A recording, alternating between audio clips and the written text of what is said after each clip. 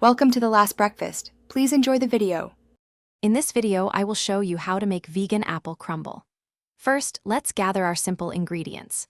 You'll need about 6 medium apples, 100 grams of plain flour, 75 grams of cold vegan butter, 50 grams of rolled oats, and 50 grams of brown sugar. Preheat your oven to 180 degrees Celsius or 350 degrees Fahrenheit and prepare your apples by peeling, coring, and slicing them into 1 centimeter thick pieces. This ensures even cooking and a delightful texture. Now, let's get those apples ready for baking. Place your prepared apple slices into an oven-safe dish, roughly 20 by 25 centimeters.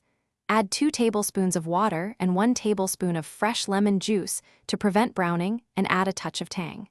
Sprinkle 1 tablespoon of brown sugar and 1 teaspoon of ground cinnamon over the apples. Give them a gentle toss to ensure every slice is beautifully coated, ready to become a tender, sweet filling. Next up, the star of the show, our delicious vegan crumble topping.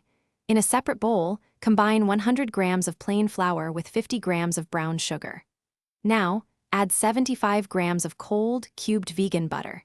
Using your fingertips, gently rub the butter into the flour and sugar until the mixture resembles coarse breadcrumbs.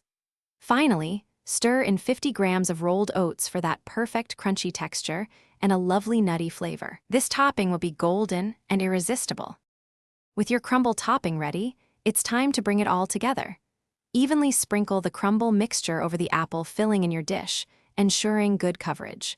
Place it into your preheated oven and bake for 30 to 40 minutes, or until the topping is beautifully golden brown and the apples are wonderfully tender.